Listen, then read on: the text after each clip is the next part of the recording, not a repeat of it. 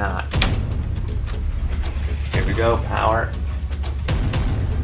I'm on my way to pick up a $50 old gaming computer to see if I'm gonna get ripped off or not. I sent emails back and forth with this guy. It was $70 for an old i7. He said he's taking out the hard drive because his personal information is on it, but here's screenshots showing that it's gonna work. He left the computer outside because he wanted to not come in contact with me, knowing that the pandemic was still going on. So I went into this guy's yard. He's like, he sent me a picture, it's behind this tree. I went to his yard, I examined it, but there's no power. There's no way of knowing whether this is legit or not. And so I took a gamble. I left $50 underneath this guy's mat, and I took this big full tower i7, 12 gigs of RAM with a GTX 650 in it home to give it some TLC. It's dirty as hell. I'm gonna clean it up, see if it'll even boot and what kind of work we need to do to it.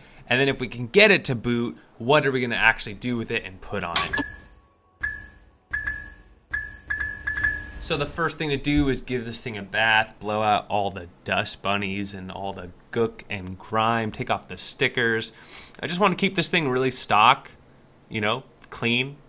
It did come with, it is water cooled if you haven't seen that yet. And it's an older computer, but it's very high performance parts here for their time. And so I feel that it should perform pretty well if it boots up. I went ahead and removed the heatsink, and oof, really gunky. They say if the heatsink pace is over 2 to 3 years, you get significant performance increases replacing that. If your computer is under 2 years old, the heatsink pace on there is probably fine.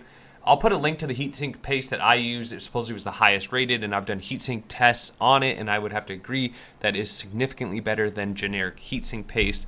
So I'll put that. I also opened the reservoir, cleaned that all out, made it look really clean. And checked all the cable connectors, you know, made sure all the wires were routed properly. It looks like he opened the case and didn't properly mount the fans again, maybe when he changed his radiator fluid, he or she. And, you know, it was looking pretty good. All I had to do was add an SSD, put the new heatsink paste, buckle everything back up, and then the moment of truth, booting it up, you know, pressing that power button. So let's see how that worked. So here it is, all done. New heatsink paste, coolant flushed, dust bunnies out, double check connections. I added the 256 gigabyte SSD through the SATA connection, and I removed the CD-ROM drive. I just unplugged it. I don't really need it. So I added a little dongle here for the Wi-Fi, and then I'm just gonna go HDMI and then my peripherals, and that's it. Will we get a boot or not? Here we go, power. You ready? Hey, all the fans are working. So here we are in the BIOS. Nothing to see there.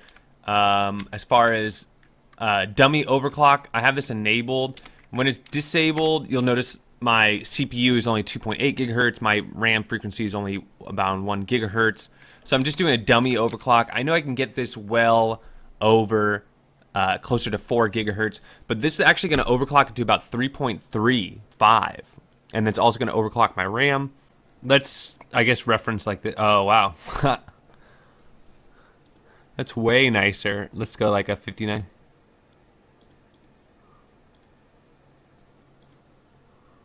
How about i5? So it's getting close to i5. AMD A10 beats it out. Not bad. Beats out the Core Duo. I guess this is where it's right around the AMD FX 4 gigahertz.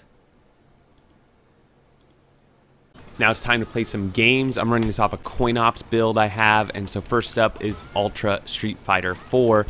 No lag whatsoever, default settings. Remember, I do have a slight overclock, the dummy overclock that I showed you earlier in the video, but I can absolutely overclock the graphics card, which I haven't done, and I can do a way more extreme, you know, overclock on the CPU. Let me know if you want me to do a video on that. Now, CoinOps, Pinball FX3, all default settings, running really well here, not a single lag spike. Again, this computer is going into an arcade cabinet, so I want to be able to play Techno Parrot and most emulators and you know, pinball as well. I want to have a, you know, a wide variety of things I can do. Now Fortnite, I changed all the settings to low, and let's go ahead and jump in a game. It's playable. You'll see I'm on a Wi-Fi connection right now, so it's more lag that you're seeing than FPS drops. You can see the FPS though in the upper right corner, and yeah, you get 60 frames, but I mean you're at low settings. I mean it's totally playable. It's just not how I would like to play it. Now CS:GO is totally playable. Again, you'll see a little lag from my internet, but as far as FPS, it never really dropped below 60 or like a high 50. And this is all on high. If I lower it to medium, I totally get way over. And it's totally, playable in my opinion. So now let's switch over to emulation. First up is PSP 4X resolution running on Vulkan. And as you see here, not a single frame drop. It's going to run all your PSP, all your Dreamcast, all your Nintendo 64. So then let's go ahead and move into GameCube. And as you see here, not a single frame drop as well. It's a little glitch once in a while, but totally playable. Wii, also Dolphin emulator, running full screen, no lag. But here's where it gets kind of sad. You're not going to be able to play Citra or any new emulators like that. It's an old system. It's not going to work for that. So here it is in all of its glory running now. I have the operating system on there. I've been running some emulation on it, Fortnite, just seeing what the capabilities are. I want to say, I'm sure somebody's going to Google this processor. This computer's got to be at least 5 to 10 years old. It has a CD-ROM drive. That should be pretty telling to you. But as you saw, just a little bit of TLC. I was actually looking, it's funny because the reason I didn't want to make this video, I was recently approached to do a new arcade cabinet build, and then it came to my mind that, I need to put a computer in this arcade cabinet, so I need to go with a Raspberry Pi or a small form factor PC. And then if you've seen my channel, I've done like a Dell Optiplex build, and I wanted to buy one of those. But these Dell Optiplex, because all the thrift stores are closed right now, you have to buy through Craigslist, and people are trying to get like $100 or more for these, and I'm like, I'm used to paying $20 or so, and those don't even have a dedicated graphics card. So I just, searched I didn't want to drive far either, so I just did a little small search to local places, and this one came up for $70. And I was like, hey, it's got an i7, it's got a dedicated graphics card. I really only wanted this to play like Techno Parrot, and that's pretty much my, what I needed it to do for this project that's coming up. The project, by the way, stay tuned, it's gonna be awesome. I'm building a new arcade cabinet, and I'm gonna put this in there. The one concern I have is that this is so big, I don't know if it's gonna fit in the arcade cabinet. So I might actually cut this case right here all the way up and cut all that off, because I don't need the CD-ROM drive, I don't need the hard drive base, and there's nothing here, so I can get away with a smaller form factor. This is a full tower here. Or what I might do is just take out the motherboard and everything and just build it into the arcade cabinet itself. So we'll see about that. But that's how this project came about, was I needed a new core to the new arcade cabinet, and I didn't want to use Raspberry Pi 4 because I wanted something Windows based. And then this thing has been great, as you saw with the bench test. It's really good. So I don't recommend people to just go out and buy something on Craigslist like you're going to get a great deal, because I'm sure there are people who, especially if something's water cooled, you have to question. It's like buying a turbocharged car. It's like they obviously like to go fast, and they're obviously using the engine a lot if it has a turbo kit on it. So you just want to maybe be careful that, make sure they really maintain their car. I just felt like it would make a great video if I did get ripped off. So that was kind of my my thinking going in. But just the cooler itself and the RAM and some of these parts are probably worth $50. So I'm really happy with the final product, is basically what I'm getting at, and it's really cool to take something, give it a little TLC, and bring it back to life. I don't know if you saw, but it was dusty as hell. The thermal paste was just totally flaky. It needed a little bit of love, not much, and it's running great. My only complaint would be the noise. All these fans. To be honest, I could probably get rid of a lot of them, but they're here. I'll deal with that in my next build of how many I actually want to keep.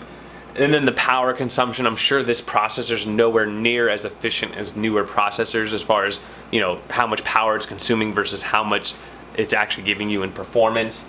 And then, you know, like DDR3 is an older RAM. It's nowhere near as good as DDR4. You know, there's definitely some bottlenecks in this system.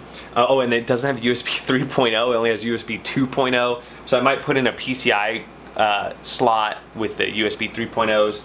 But I don't even really want to spend that money. I want to kind of keep this as cheap as possible.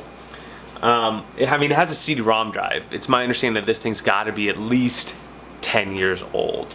So, or close to 10 years old. So, overall, I didn't get ripped off. I actually think I got a really good deal. Just be careful what you do out there and you check what's going on. I think right now, because there's the pandemic, you know, it's all supply and demand, and right now there's a big demand for computers and webcams and peripherals and things. So people are price gouging or selling things that aren't necessarily up to snuff. And I've built many computers, so I know my ways a little bit around it. I wouldn't say I'm that great.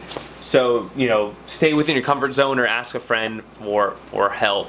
But it was a cool project. So let me know what you guys think. Don't forget to like and subscribe, and we'll catch you on the next one.